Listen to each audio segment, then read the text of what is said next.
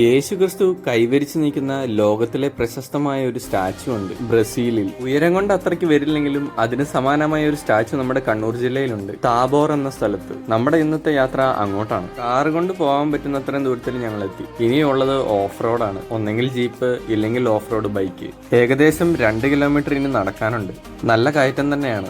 ഇപ്പോൾ മഴക്കാലമായതുകൊണ്ട് തന്നെ മഴ പെയ്ത് റോഡ് മൊത്തം വീണ്ടും പോയി കിടക്കുകയാണ്. പക്ക ഓഫ് റോഡിങ് ചെയ്യാൻ ഇഷ്ടപ്പെടുന്നവർക്ക് വരാൻ പറ്റിയ സ്ഥലം. നല്ല ദൂരം തന്നെ നടക്കാനുണ്ട്, കുത്തുകയറ്റവും. അധികം ആൾക്കാരൊന്നും വരുന്ന സ്ഥലമല്ല. എന്തായാലും നല്ല കാഴ്ചകൾ കാണാൻ കുറച്ചൊക്കെ നമ്മൾ കഷ്ടപ്പെടണം. വെള്ളമൊഴുകി റോഡൊക്കെ വമ്പം കുഴിയായിരിക്കുന്നു. ഈ മലയുടെ മുകളിൽ ടെലിഫോൺ ടവറൊക്കെ ഉണ്ട്. ഇനി നമ്മൾ പോകുന്ന വഴികൾ കുറച്ച് രസമാണ്. 2 സൈഡിലും തെരുവപ്പുല്ലുകൾ. ഈ ഭാഗത്തൊന്നും ആരുമില്ല. പകുതി ദൂരം എത്തിയപ്പോഴത്തേക്കും നല്ല കാഴ്ചകൾ കാണാൻ തുടങ്ങി. കോടമഞ്ഞ് കയറി നിൽക്കുന്നു.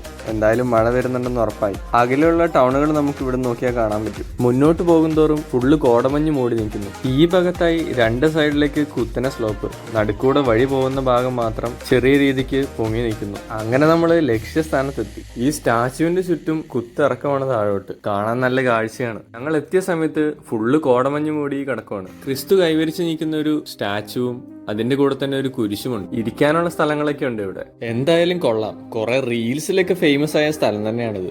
ഡ്രോൺ ഉണ്ടെങ്കിൽ പറത്തി കഴിഞ്ഞാൽ നല്ല രസമായിരിക്കും. ഞങ്ങൾ നോക്കി നിൽക്കുമ്പോൾ തന്നെ കോടമഞ്ഞ് ഇടിച്ചു കയറി വരുന്നുണ്ട്. ചെറുതായി മഴയും തുള്ളാൻ തുടങ്ങി. ഇവിടെ ആരുമില്ലാത്തതുകൊണ്ട് നല്ല വൈബാണ്.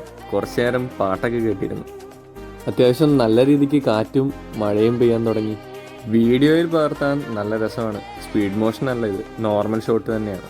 ഈ മലയുടെ മുകളിൽ നിന്ന് നമുക്ക് സൂം ചെയ്ത് നോക്കിക്കഴിഞ്ഞാൽ താബോർ പള്ളിയും അതിന്റെ പരിസരത്തുള്ള കടകളുമാണ് ആ കാണുന്നത്. അവിടെ ഇരുന്ന് മഴയുടെയും കോടമഞ്ഞിന്റെയും കുറച്ച് ടൈം ലാപ്സ് എടുത്തു.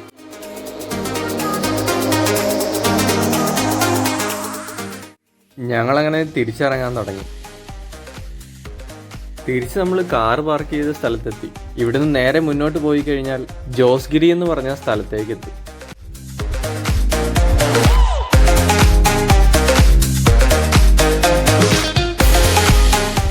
വന്നത് ഈ വഴിയിൽ നിന്നാണ്. അപ്പോൾ ഈ ഒരു മലയുടെ മണ്ടയിലേക്ക് നമ്മൾ പോയേക്കുന്നത്. എനിക്ക് ഫുള്ള് കോടമഞ്ഞ് കയറി കിടക്കുന്നു. ഇതിലെ വഴി, ഈ കാണുന്ന വഴി കൂടെ നമ്മൾ പോകുന്നത്. അപ്പം അതിൻ്റെ സൈഡിലായിട്ടൊരു വെള്ളച്ചാട്ടമുണ്ട്.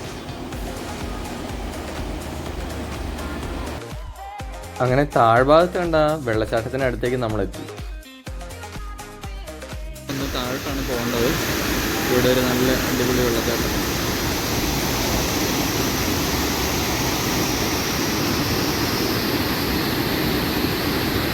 ഇവിടെ താഴെ വേണം ഇറങ്ങി നിൽക്കാം, പക്ഷെ ഞങ്ങൾ ഇറങ്ങുന്നില്ല. ഇങ്ങോട്ട് ഇറങ്ങാനുള്ള വഴിയൊക്കെ ഉണ്ട്. കാഴ്ചകൾ കണ്ട് ഞങ്ങളങ്ങ് മടങ്ങുകയാണ്.